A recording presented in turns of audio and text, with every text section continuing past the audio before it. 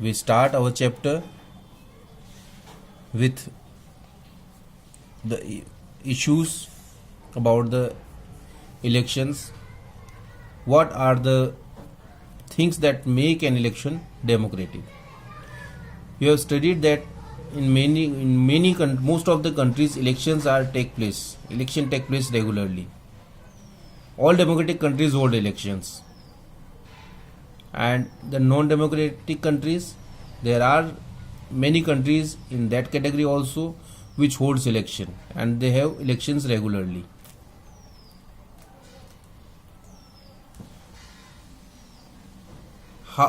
So it is on us to distinguish between these, that whether the election is democratic or not.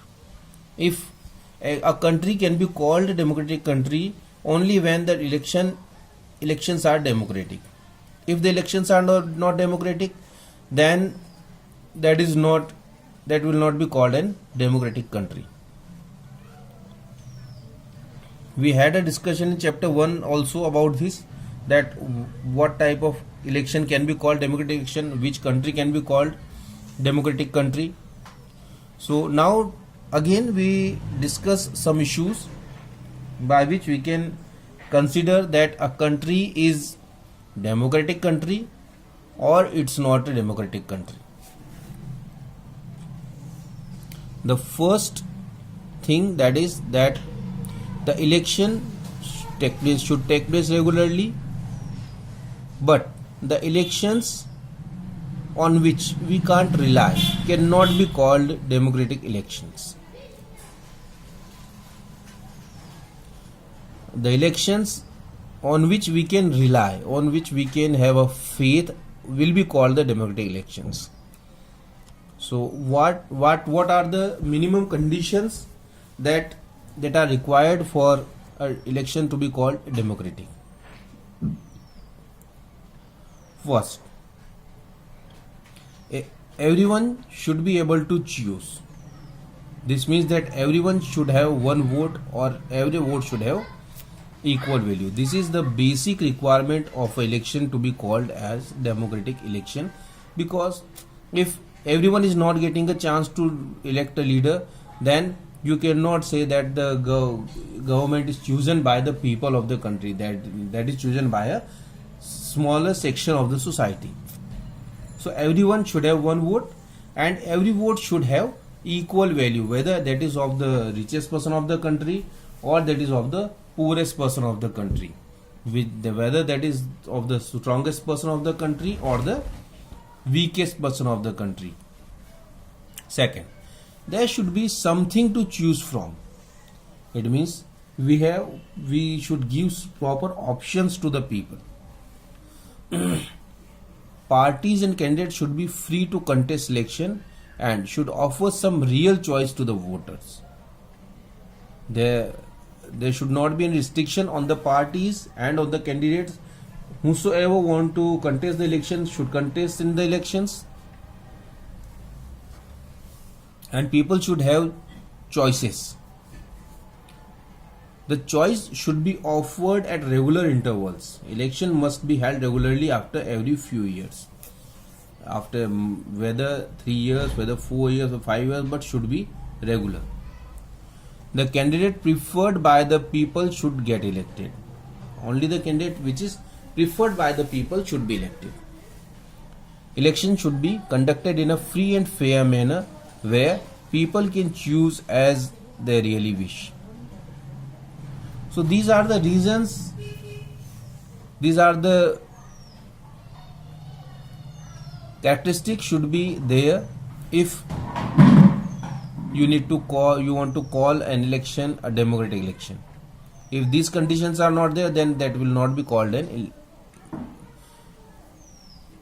democratic election. Now, if we talk about the political competition, is it good to have political competition? Elections are thus all about the political competition.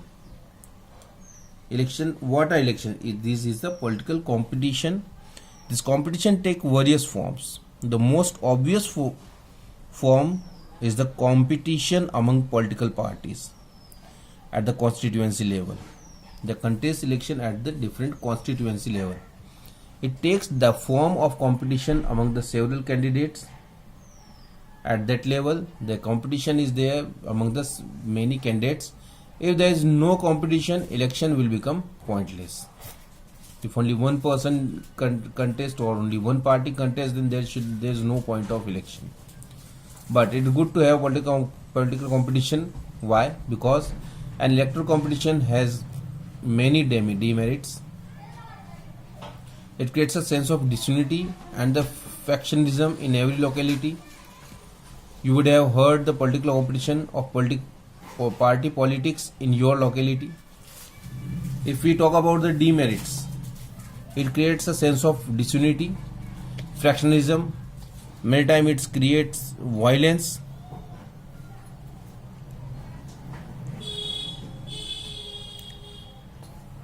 Many times, the good person who are able to contest the election and to run the country do not want to interfere in these because they don't think that it's good. The way the parties uses are good.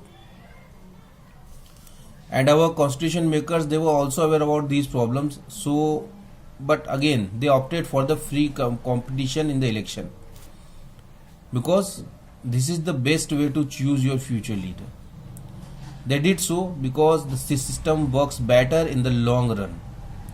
In an ideal world, all political leaders know what is good for the people and what are motivated only by desire to serve them. So if political competition would not be there, then they will not have a desire to work because they know that they will be ruling for lifetime. So there should be a proper political competition.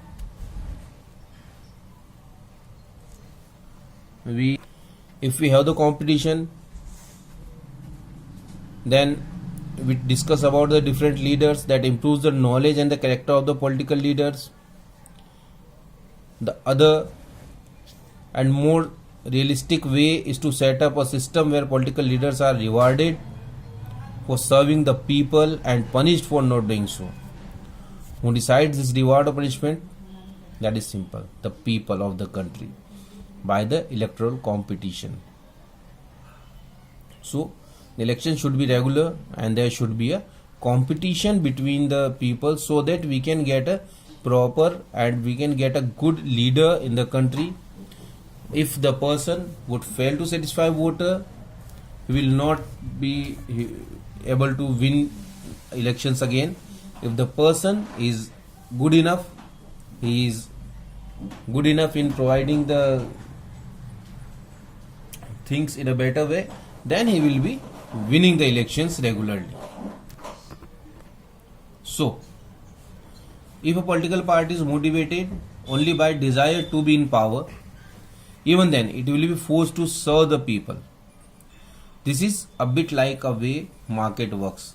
Just we have seen in the market, if the shopkeepers, they are interested in profit. If they are getting profit, they provide good services. If they are not getting profit, they do not provide good services. Or if they do not have the competition in the market, if they know that they are the only option, then they will not provide good services. But if they have the competition in market, there are few shops in the market which works in the same field, then they will provide the best options to the people. This goes in the same way. So the competition should be there. Now, what is our system of elections? That we will study in the next video. Thank you.